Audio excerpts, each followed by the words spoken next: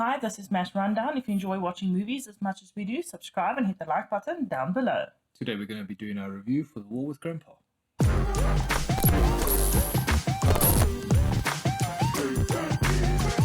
The War with Grandpa is directed by Tim Hill.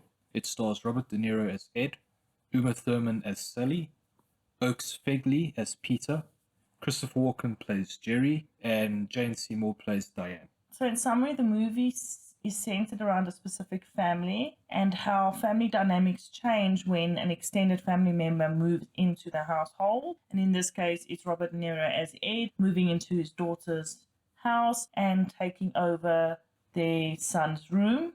And the son is moved to the attic, and obviously the son's not really happy about this. So they have this huge war to kind of dictate who actually gets the room. The film is essentially about change. Robert De Niro's wife recently passed away. It's about going through change. It's about that coming of age story where everybody's adjusting to new life phases. It was not done well. So the good. For me, the best part about the movie was the granddaughter's acting. So Jennifer, she was by far the best.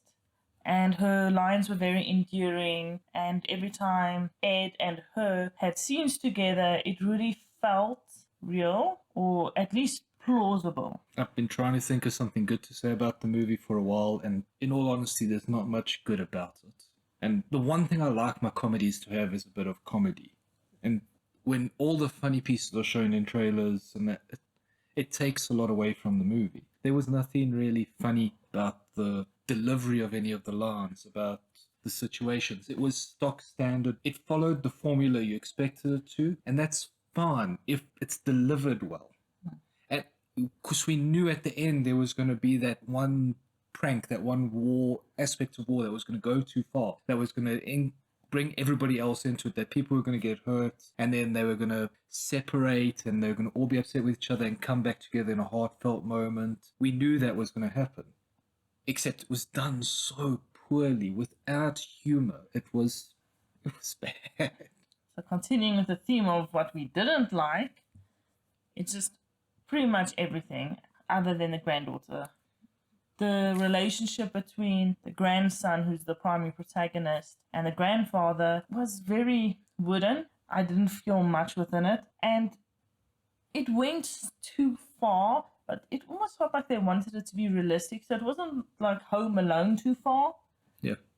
But it was still too far for the kind of feel for the movie for me. It didn't feel like I could relate to that. And personally, I don't know anyone who could relate to that level of maliciousness and spitefulness, quite frankly, that the pranks actually entailed. I didn't think they were funny.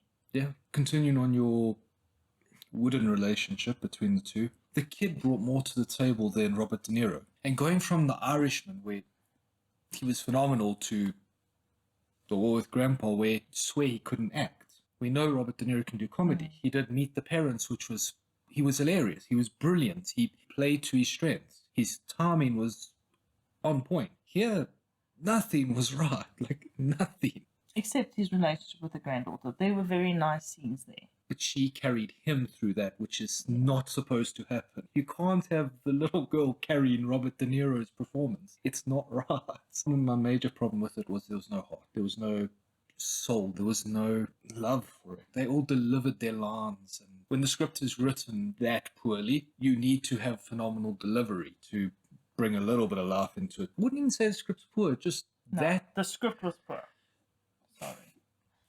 It was that standard, that predictable. Yeah, but it was even There was worse nothing than behind usual. it. It was worse than the usual stock standards. I don't know. I think with different actors, it could have been pulled off better.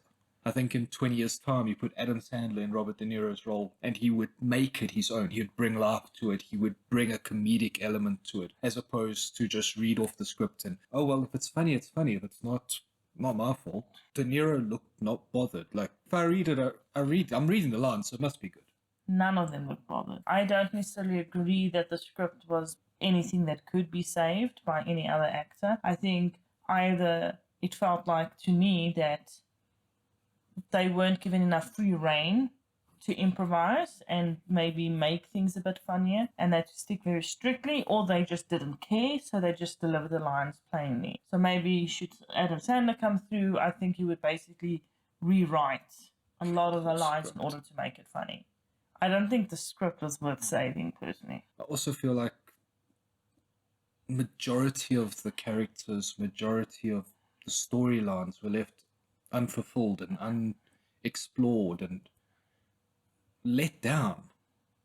The movie let everybody down. Everybody in the movie, everybody watching the movie, it was just a letdown. Peter's friends. He had the stupid friend, he had the overweight friend, he had the bully. The girl that was his friend. And the bully, because the bully got as much airtime as the others. But they were all one-dimensional. You are the stupid kid. You are the overweight kid that's snarky. You are the girl in the group. And you are the bully. And you are the bully. There was no growth.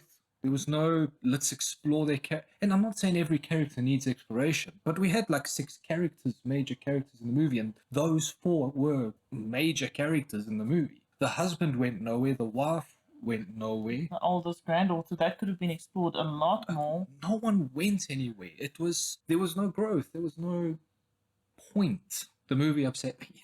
Yeah, it was bad. I pretty much knew I wasn't going to like the movie from the trailer, and it even disappointed me. That's how bad it was. And I thought I was going to enjoy the movie. I didn't think it would be like it's a classic, but there's some good comedies, and this was just not. And then a small spoiler, so skip slightly. The way they ended the movie also just annoyed me, because they ended where the boy looks at the grandfather, and you know that the war is basically back on over something, that develops in the storyline very suddenly. Yeah. And it's like, he learned nothing. There was no growth. He learned absolutely nothing. And he couldn't care less that he hurt people in the process of his stupid prank. So at the end, we have this concluding scene where Robert De Niro gets together with the grandson, and they have this moment, and they discuss the grandmother. And we're supposed to get this feeling of they're coming to grips with change. They're coming together. They're coming to an understanding. They're both progressing through these phases of life. There's none of that. There's no heart to that. You don't feel that emotion there. Neither of them progress. It's a stale, flat scene, and we're supposed to be given so much there. Comedies have that moment, that heartfelt moment at the end, where everybody's moved forward, everybody's come to terms with everything that's happened.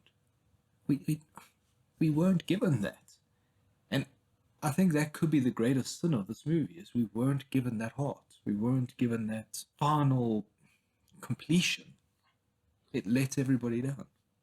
And what little progress that scene did give was completely undone by that last scene. Yes, totally. In terms of ratings, I would give it probably a 2 because I enjoyed the little girl's acting. I'm going to give it a 1 because of how let down I feel. And I feel let down. I feel disappointed. I am sad I watched that movie, and that's not the feeling you want after a comedy. So it leaves it with an average rating of 1.5, and don't bother. Yeah. Bye. Later.